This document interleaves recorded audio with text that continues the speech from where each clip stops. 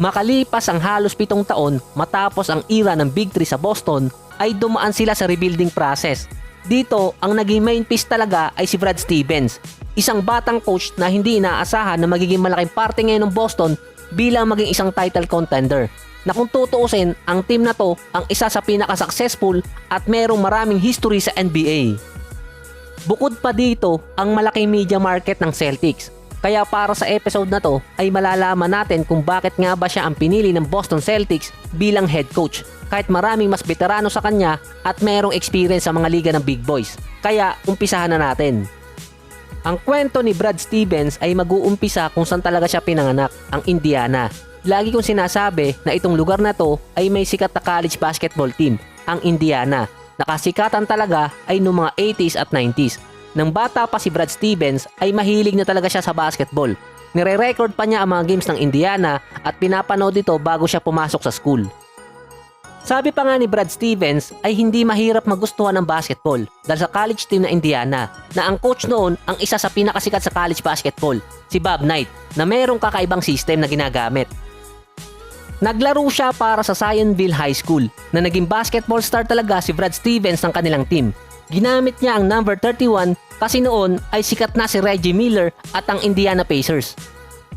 Sa freshman year pa nga lang niya ay pumupunta agad siya sa umaga sa local gym para mag-practice bago pumasok. Nagbunga ang ginagawa na yun ni Brad Stevens na siya ang record holder ng school sa points, assist, steal at 3-point field goal. Sa buong paglalaro niya sa high school ay nakasama siya sa all-conference team ng 3 beses. Nanalo din siya ng MVP nung senior year niya sa high school at nag-average siya ng 32 points per game. Bukod pa dyan ay wala siyang problema sa academics. Masasabing complete package noon si Brad Stevens. Ito yung masasabing magandang skills talaga ni Brad Stevens. Masasabing ginagamitan talaga niya ng utak yung paglalaro ng basketball at hindi yung pagiging athletic. Ito kasi yan, kahit si Brad Stevens ay isang high scoring guard sa high school ay alam niya na may kulang talaga sa game niya. Noon nga ay nagkaroon pa ng 3 offers sa kanya para sumali sa college team. Pero ito ay lahat nasa Division 3. Pinili ni Brad Stevens ang DePaul. Naging top student siya dito. Kaso, kabaliktaran na nangyari sa kanya nung naglalaro na siya sa college. 8 points per game lang siya at pahirapan pa. Pero tuwing bakasyon, si Brad Stevens ay naging member din ng Butler Basketball Camp kung saan ay naging coach naman siya habang naglalaro siya sa college. At si Brad Stevens ay mayroong degree sa economics, din listed pa na gumraduate siya noong 1999. Pagka-graduate ni Brad Stevens ay nagtrabaho muna siya sa Eli Lilly, isang pharmaceutical company. Okay naman ang salary niya doon. Tapos nagka-offer siya sa Butler para maging volunteer noon ng Butler Basketball Office. Napapagsabay pa naman noon ni Brad Stevens ang dalawa hanggang pumasok sa isip niya na iwan ang trabaho sa pharmaceutical company at mag-focus na talaga sa basketball. Noon pa nga ay sinabihan siya ng kanyang girlfriend na si Tracy na mag-isip muna ng 2 oras at pag-aralan ng lahat ng anggulo bago magdesisyon. Noon kasi ay pumasok sa isip ni Brad Stevens na lahat ay negative kung aalis siya sa company dahil maganda na ang estado niya doon at may siguradong sahod na. Hindi katulad na magiging volunteer siya sa Butler. Pero mas pinili pa rin niya ang Butler na ngayon ay nasabi niyang magandang idea ang ginawa niya. Bago kasi magdesisyon noon si Brad Stevens ay sinabi ni Tracy na habang nagiging successful siya sa Lilies ay mahihirapan siyang umalis. Ito sa malamang ay alam nyo na, nung pinili kasi ni Brad Stevens ang maging volunteer ay nakitira muna siya sa basement ng kanyang kaibigan at para mabayaran ng mga bills niya ay nag-apply siya ng trabaho sa Applebee. Pero bago pa lang talaga siya magsimula doon at habang nasa training pa siya sa Applebee ay inoferan agad siya ng posisyon bilang coordinator ng basketball operation ng Butler na mayroong mababang sahod lang. Ilang linggo lang ay mayroong nag-open na spot para sa assistant coach dito kay Tad Mata na coach noon ng Butler. Nasabi noon ni Coach Tad dito kay Brad Stevens ay mayroon talaga siyang kakaibang style ng pagko-coach na hindi makikita sa mga traditional player. Ang sahod lang noon ni Brad Stevens ay nasa $18,000 lang sa isang taon. Medyo maliit kung ipukumpara sa mga kasama niyang coach. Nang 2007 ay umalis ang coach ng Butler at dito ni-refer niya si Brad Stevens bilang kapalit.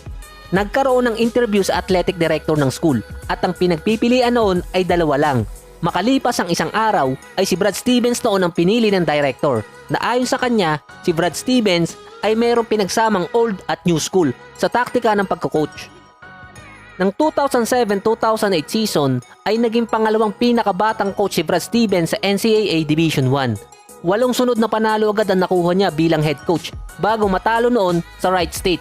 At ang isa sa tinalo niyang team ay ang Texas Tech na ang coach noon ay ang legend na si Bob Knight, ang isa sa mga idolo nitong si Brad Stevens. Dahil si Knight ay naging coach din ng Indiana na nagdala ng maraming beses sa NCAA tournament. Bagito pa lang noon na may tuturing si Brad Stevens. Pero ang maganda sa kanya ay napakakalmado niya pag nagko-coach. Nagkaroon siya ng 12-1 record sa unang part ng season. Tapos, naging 27-3 sa Horizon League kung saan doon pa naglalaro dati ang Butler. At nanalo agad siya ng Conference Championship para makapasok noon sa 2008 March Madness. Nakaabot sila sa second round ng tournament na hindi na masama para sa isang rookie coach. Ng pangalawang season naman ni Brad Stevens ay nawala sa kanya ang kanyang 4 na players na talagang tinuturing niya mga starter. At dito naman pumasok si Gordon Hayward na naging vital piece noon ng Butler para maging lalong successful. Ng 2009 season ay nakuha nga din ni Brad Stevens ang kanyang 50 wins sa loob ng kabuuan na 56 games. Ganong kataas ang rating ni Brad Stevens. Naging pang-anim siya sa NCAA history na nakakuha nito. Nakapasok ulit sila sa March Madness, kaso hinapos lang sila sa first round nang talunin sila ng LSU. Ng 2009-2010 ang isa talaga sa pinakamagandang season ni Brad Stevens bilang coach ng Butler. Kahit nagkaroon pa sila noon ng slow start. Dito ay umabot sila sa March Madness, ang nag-iisang team na undefeated sa kanilang conference. Meron kasing tournament at conference bracket sa mga college basketball. At sa kanilang conference ay undefeated ang Butler, papasok ng March Madness. Dito ay nakaabot ang Butler sa National Championship at nakaharap nila noon ang Duke na sabi ko nga sa video ni Gordon Hayward ay makakapagbigay sa kanya ng legendary status kung naipanalo niya ang game na yon. Pero mas maganda ang magiging rating noon kay Brad Stevens kasi noon ay nasa edad 33 years old pa lang siya. Tapos ang isa pang legend na nakagawa noon ay si Bob Knight na nakapasok siya sa National Championship sa edad na 32 years old.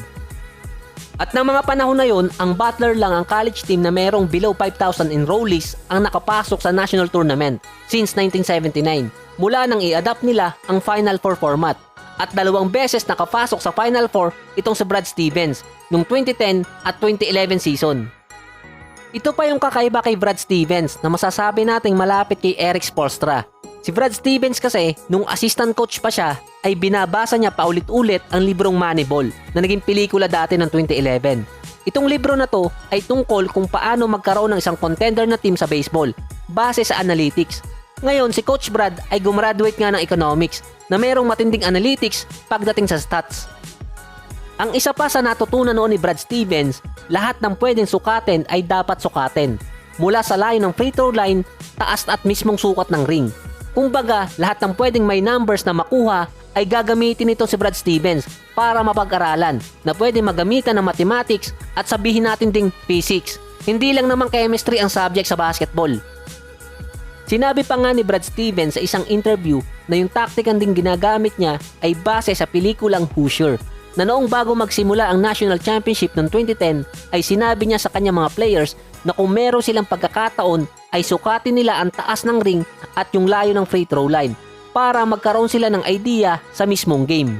Our guys at the practice 3 days before, I said, hey, there's a large contingent of people that have asked me, are you interested in measuring the rims and measuring the free throw line like the movie Hoosiers? Mula sa $18,000 na sweldo ni Brad Stevens ay tumaas yun sa $1 million per year dahil yun sa mga nagawa niya sa Butler. Ang isa pa maganda dito kay Brad Stevens ay ang kanyang bagong pamamaraan ng pagko-coach. Sa traditional game kasi ay 5 ang posisyon. Sa kanya ay 3 lang, ang guards, wings at bigs. Kaya madali kay Brad Stevens ang makapagpasok ng player sa kanyang rotation. Basta kaya ng player na maglaro ng 2 or higit pang posisyon. Parang pinakita ko dati kay Gordon Hayward na nilalagay siya sa shooting guard, small forward at power forward mula na maglaro siya ulit dito under kay Brad Stevens. Base dyan sa kwento ko ay ito ang naging dahilan kung bakit siya kinuha ng Boston bilang head coach kahit wala pa talaga siyang experience sa NBA, kahit assistant coach man lang. Sabi ko nga ay kakaiba ang style niya na meron siyang bago na pwedeng ma-adapt ng isang team. Tapos parehong offense at defense oriented ang ginagamit niya. Kilala niyo naman si Danny Ainge, ang GM ng Boston. Kakaiba din mag-isip yun, kaya under sa kanya ay nakakagawa siya ng hindi niyo inaasahan. Bukod pa dyan, si Brad Stevens ay magaling din na leader. Makikita niyo naman sa track record niya bilang coach sa Butler. Tapos sa NBA, pangalawang season pa lang niya ay nakapasok agad ang Boston sa playoffs. At dalawa pa doon ay sa conference finals. Kaya nga sa Game of Zone ay parang pinapalabas nila na si Brad Stevens ang susunod na Coach Greg. Ito pa yung bilib sa kanya ang iba mga coaches. Kaya kasi ni Brad Stevens na i-handle ang mga superstar na player. Kahit yung papausbong pa lang. Wala siyang paborito. Basta pasok sa kanyang style ay bibigyan niya ng playing time. Kung maaalala nyo nga ay dito talaga nakilala at naging all-star itong si Isaiah Thomas. So yan mga pre ang naging kwento ni Brad Stevens. Idagdag ko lang to para kung umabot ka sa part ng kwento na to ay malaman mo kung bakit nga ba sa Butler siya napunta.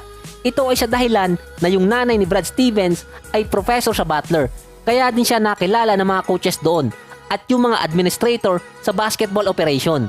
So hanggang dito na lang ulit at susunod na yung mga shoutout.